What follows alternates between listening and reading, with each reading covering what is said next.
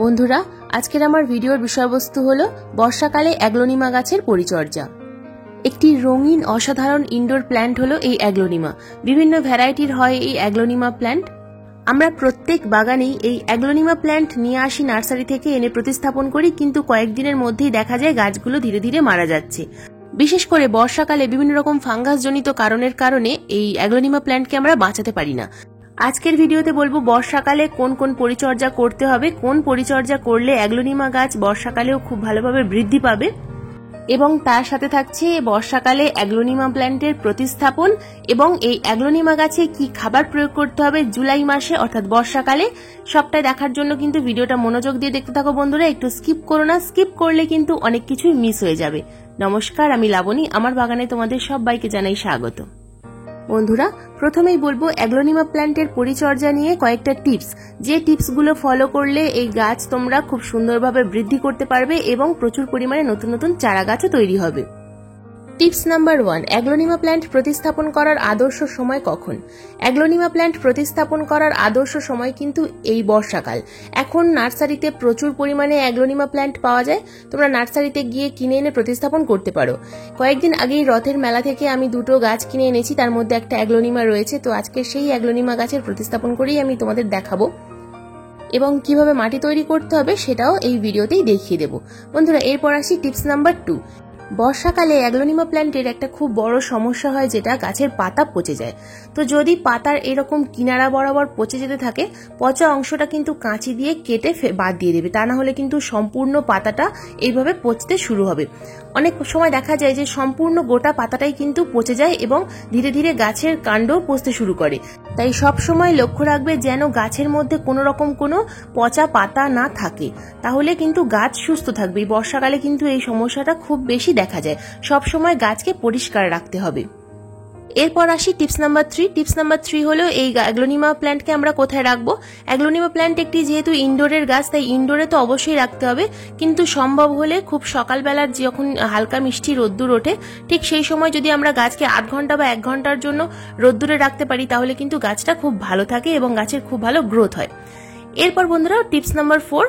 এই সময় যেহেতু আমাদের ইনডোরের গাছ থাকে এবং গাছ বৃষ্টির জল পায় না, তাই আমরা যদি বৃষ্টির জল সামান্য পরিমাণ স্টোর করে রেখে সেই জলটা যদি ছেঁকে নিই অন্য একটা পাত্রের মধ্যে, দেখো আমি এখানে কিছুটা জল স্টোর করে রেখেছি এবং সেই জলটা অন্য একটা পাত্রের মধ্যে ছাঁকনির সাহায্যে ছেঁকে নেব। তার কারণ আমি এই জলটা গাছে স্প্রে করব। বৃষ্টির জল ইনডোর যে কোনো ইনডোর প্ল্যান্টে কিন্তু তোমরা স্প্রে করতে পারো। ইনডোর প্ল্যান্টে যদি স্প্রে করা যায় তাহলে কিন্তু গাছের আরো খুব ভালো বৃদ্ধি হয়, কারণ আমরা এই গাছগুলোকে কিন্তু সরাসরি বৃষ্টির জলে রাখতে পারি না। সরাসরি বৃষ্টির জলে রাখলে কিন্তু গাছগুলো খারাপ হয়ে যাবে। সেই কারণে এই প্রত্যেক সপ্তাহে যদি 2 বার করে আমরা বৃষ্টির জল স্প্রেয়ার বটলের মধ্যে ভরে খুব ভালোভাবে গাছের পাতায় স্প্রে করতে পারি, খুব সুন্দর কিন্তু তোমরা রেজাল্ট দেখতে পাবে। এই কাজটা তোমরা অবশ্যই একবার করে দেখো। আমি কিন্তু আমার প্রত্যেকটা ইনডোর গাছে এই কাজটা করি। Snake plant, Rio plant, money plant, যে কোনো ইনডোর প্ল্যান্টে কিন্তু এই বৃষ্টির জল অবশ্যই স্প্রে করতে পারো। অন্যান্য সময় আমি তোমাদের বলেছিলাম যে জল, সাধারণ জল বা ভিনিগার মিশ্রিত জল বা লেবু জল নিয়ে ভালোভাবে পাতা টিস্যু পেপার দিয়ে পাতাগুলোকে মুছে দাও, তাহলেও খুব ভালো রেজাল্ট দেখা যায়। তো এখন যেহেতু বর্ষাকাল, আমরা বৃষ্টির জল স্টোর করে রাখতে পারি, তাই আমরা এই বৃষ্টির জল কিন্তু আমাদের গাছে স্প্রে করতে পারি। এরপর আসি টিপস নাম্বার 5। টিপস নাম্বার 5 হলো অ্যাগ্লোনিমা প্ল্যান্টের প্রতিস্থাপন।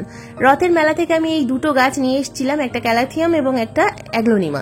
তো এই দুটো গাছই আজকে আমি প্রতিস্থাপন করব, কারণ শারীরিক অসুস্থতার কারণে আমি এই গাছগুলো প্রতিস্থাপন করতে পারিনি, এতদিন ছিল। তো আজকের আমি ভেবেছি যে এই গাছগুলো প্রতিস্থাপন করব এবং সেটা তোমাদের সাথে শেয়ার করব। যদি তোমরা অ্যাগ্লোনিমা প্ল্যান্ট নার্সারি থেকে কিনে এনে থাকো এবং ভাবছো যে কিভাবে প্রতিস্থাপন করবে, তাহলে এইভাবে প্রতিস্থাপন করে আমি যেভাবে দেখাবো, যেভাবে মাটি তৈরি করব। তো দেখো, প্রথমে কি করছি, যে অ্যাগ্লোনিমা প্ল্যান্টের মধ্যে কয়েকটা পচা পাতা ছিল, সেই পাতাগুলোকে কিন্তু আমি কেটে দিলাম। তার কারণ পচা পাতা সহ একেবারেই প্রতিস্থাপন করা যাবে না। এবং যে গ্রো ব্যাগের মধ্যে রয়েছে, গ্রো ব্যাগটা খুব ভালোভাবে ছুরি বা কাঁচির সাহায্যে কেটে নিতে হবে। এবং এরপর যে জিনিসটা লক্ষ্য করতে হবে, আমাদের গাছের যে রুট বল, সেটা এঁটেল মাটি নাকি দোআঁশ মাটি নাকি বেলে মাটি, এই জিনিসটা খুব ভালোভাবে লক্ষ্য করতে হবে। যদি মাটিটা খুব বেশি চটচটে আঠালো মাটি হয়, হাত দিলেই তোমরা বুঝতে পেরে যাবে, তাহলে সেই মাটিটাকে কিছুটা পরিমাণ রিমুভ করে করে দিতে হবে, তা না হলে কিন্তু গাছ প্রতিস্থাপন করার পর কিছুতেই গাছের গ্রো হবে না, যতই তোমরা গাছে খাবার প্রয়োগ করো না কেন। এরপর দেখো বন্ধুরা, আসল যে কাজটা, যে কোনো ইনডোর প্ল্যান্টের মিডিয়াটাই হলো আসল। মিডিয়া যদি ভালোভাবে প্রস্তুত করা না হয় তাহলে কিন্তু গাছ কখনোই ভালো থাকে না। তো আমি এখানে যে যে উপকরণগুলো নিয়েছি সেগুলো তোমাদের আগে দেখিয়ে দিই। আমি উপরে লিখে দিচ্ছি, দেখো তোমরা দেখে নাও, উপরে লেখা দেখিয়ে দিয়েছি। তো তাও আমি আরেকবার বলে দিচ্ছি, গার্ডেন সয়েল নিয়েছি 30%, কোকোপিট নিয়েছি 40%, 10% নিয়েছি আমি এখানে ভার্মি কম্পোস্ট, আর 20% নিয়েছি আমি পারলাইট, এবং একটা টবের জন্য আমি 5 গ্রাম নিয়েছি এখানে ফাঙ্গিসাইড। তো ফাঙ্গিসাইড একটু পরেই দেখিয়ে দেবো। দুটো টব নিলে তাহলে তোমরা এখানে 10 গ্রাম ফাঙ্গিসাইড নেবে, অর্থাৎ 2 চামচ পরিমাণ। তো এবার দেখো বন্ধুরা, পারলাইট যদি তোমাদের হাতের কাছে না থাকে সেক্ষেত্রে তোমরা কিন্তু এখানে লাল মোটা দানার বালিও ইউজ করতে পারো। তো পারলাইট কিন্তু ফ্লিপকার্টে অ্যাভেলেবেল রয়েছে, আমি ট্যাগ করে দেবো, তোমরা চাইলে ভিডিওতে আমি ট্যাগ দিয়ে দেবো, তোমরা চাইলে কিন্তু প্রোডাক্টটা বাই করতে পারো।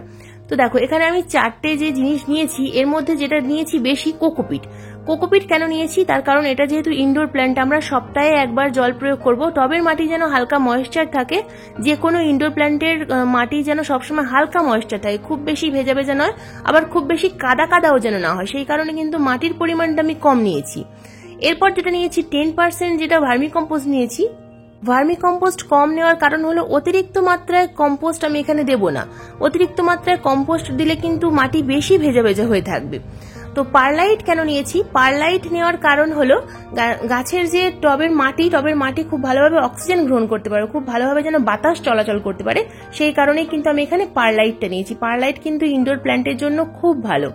তো দেখো আমি কতটা পরিমাণ মাটি, দেখো এঁটেল মাটি ছাড়িয়ে নিয়েছি। তো এই বিষয়টা লক্ষ্য রাখবে, কিছুটা মাটি রেখে দিয়েছি এবং বেশ কিছুটা মাটি ছাড়িয়ে নিয়েছি, রুট যেন খুব ভালোভাবে বিস্তার করতে পারে গাছটা প্রতিস্থাপন করার পরই। তো এখানে আরেকটা জিনিস হয়েছে, যেহেতু আমি গাছটা অনেকদিন রেখে দিয়েছিলাম, প্রতিস্থাপন করতে পারিনি শারীরিক অসুস্থতার কারণে, তো আমার গাছের শিকড়গুলো বেশ কিছুটা শিকড় পচে গেছে। তো সেই পচা শিকড়গুলো আমি কিন্তু ভালোভাবে দেখো চেক করে ছিঁড়ে ফেলছি। দেখো নিচের শিকড়গুলো কেমন একটা ব্রাউন ব্রাউন কালার হয়ে গেছে। তো এর মধ্যে কিন্তু সব পচা নয়, কিছু কিছু পচে গেছে, তো হাত দিলেই বোঝা যাবে, নরম হয়ে গেছে, পতপত করছে। তো এবার দেখো আমি যেটা করছি, গাছটা প্রতিস্থাপন করার জন্য একটা টব নিয়েছি। খুব বেশি বড় টব কিন্তু এখানে একদম নেওয়া যাবে না। আমি একটা 6 ইঞ্চি প্লাস্টিকের টব নিয়েছি, যার মধ্যে প্রচুর পরিমাণে হোল রয়েছে। তো এইরকম দেখে নেবে যেন নিচে প্রচুর পরিমাণে হোল থাকে। ইনডোর প্ল্যান্টের বা যে কোনো গাছ প্রতিস্থাপন করার সময় হোলের ব্যাপারটা মনে রাখতে হবে, একটু বেশি হোলযুক্ত টব হলে খুব ভালো হয়। তো নিচে বেশ কিছুটা বালি চালার পর যে নুড়ি থাকে সেই নুড়ি দিয়ে দিয়েছি, তোমরা সিন্ডার দিতে পারো অথবা খোলামকুচির টুকরো দিতে পারো। তো এরপর আমি যেটা দিয়ে দিলাম, যে মাটিটা খুব ভালোভাবে মিশিয়ে নিয়ে এখানে যে মিডিয়াটা তৈরি করেছি আমি মিডিয়াটা দিয়ে দিলাম। তো এবার দেখো গাছটা কিন্তু আমাকে একটু উপরের দিকে বসাতে হবে, কখনোই গাছটা খুব বেশি গভীরে প্রতিস্থাপন করা যাবে না, তার কারণ এই গাছের রুট থেকে কিন্তু প্রচুর পরিমাণে গাছ তৈরি হয়। তো সেই কারণে খুব বেশি গাছটাকে গভীরে প্রতিস্থাপন করলে গাছ পরবর্তী সময় গাছ বেরোতে চাইবে না। তো সেই কারণে একটু উপরের দিকে গাছটা আমি প্রতিস্থাপন করছি। তো এবার আশেপাশে যে গ্যাপটা রয়েছে সেই গ্যাপটা আমি সম্পূর্ণ মিডিয়া দিয়ে ভরে দিলাম, এবং চেপে চেপে ভরতে হবে। এই বিষয়টা খুব লক্ষ্য রাখতে হবে যেন হালকা হয়ে না থাকে, চেপে চেপে ভরতে হবে, কারণ জল দেওয়ার পর যেহেতু কোকোপিট রয়েছে, পারলাইট রয়েছে, তো জল দেওয়ার পর কিন্তু অনেকটা ভেতরে চলে যাবে। তো আমি এত চেপে চেপে দিচ্ছি, তা সত্ত্বেও কিন্তু জল দেওয়ার পর অনেকটাই গভীরে মাটিটা চলে যাবে। তো দেখো এবার গাছটা আমার প্রতিস্থাপন করা হয়ে গেল। তো এই গাছটা প্রতিস্থাপন করার পর যে ক্যালাথিয়াম গাছটা রয়েছে সেটাও আমি প্রতিস্থাপন করে ফেলবো, তার কারণ আমি সময় পাইনি, তো আজকেই আমি দুটো গাছই প্রতিস্থাপন করে ফেলবো। তো দেখো এই যে গাছটা রয়েছে, এই গাছটাও খুব ভালো একটা ইনডোর প্ল্যান্ট। তো দুটো গাছই আমার প্রতিস্থাপন করা হয়ে গেছে, এবং আমি খুব ভালোভাবে যে বৃষ্টির জল স্টোর করে রেখেছিলাম, যেটা তোমাদের প্রথমেই বললাম, সেটা দুটো গাছেই কিন্তু আমি পাতায় স্প্রে করে দিলাম, এবং বেশ কিছুটা পরিমাণ বৃষ্টির জল আমি গোড়ায় দিয়ে দিচ্ছি। দেখো গাছ প্রতিস্থাপন করার পর কিন্তু সবসময় জল প্রয়োগ করতে হবে, ভরপুর মাত্রায় জল প্রয়োগ করে দিতে হবে, এবং তারপর এখন যতদিন পর্যন্ত না জল শুকনো হবে ততদিন কিন্তু গাছে জল দেওয়া যাবে না।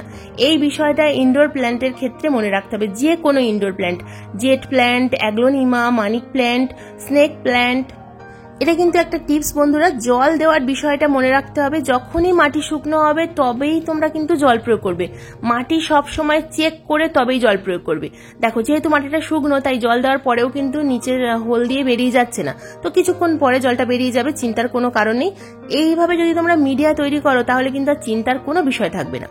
বন্ধুরা এবার আসি শেষ পয়েন্ট, যেটা বা টিপস বলতে পারো। তো খাবার ফার্টিলাইজার, অ্যাগ্লোনিমা গাছ যে পুরনো গাছ যেগুলো রয়েছে সেই গাছে আমরা কি খাবার প্রয়োগ করব। যে গাছ এইমাত্র প্রতিস্থাপন করলাম সেই গাছে এখন কোনো রকম কোনো খাবার দেওয়ার প্রয়োজন নেই, 15 দিন পর থেকে খাবার প্রয়োগ করবে। তো খাবার বলতে যেহেতু এগুলো লিফি প্ল্যান্ট, এগুলোতে একটু নাইট্রোজেন সমৃদ্ধ খাবার কিন্তু দিতে হবে আমাদের। তো প্রথমেই আমরা আমাদের গাছের মাটিটা চেক করব যে মাটিটা কতটা ভেজা রয়েছে। তো দেখো এই গাছে কতটা পরিমাণ নতুন নতুন চারা আসছে। তো গাছ যদি ভালো মিডিয়া থাকে, গাছে যদি রুট ভালো থাকে, তাহলে কিন্তু প্রচুর পরিমাণে তোমরা নতুন নতুন চারা গাছ পেয়ে যাবে এবং এই গাছগুলো কিন্তু নতুন টবে প্রতিস্থাপনও করতে পারবে যদি গোড়া থেকে তুলে নাও। তো প্রথম যেটা দিতে হবে যে উপাদানটা সেটা হলো ফাঙ্গিসাইড। ফাঙ্গিসাইড 1/2 টিস্পুন আমি আমার এই যে 8 ইঞ্চি টব রয়েছে এটা, তো 8 ইঞ্চি টবে আমি প্রয়োগ করলাম।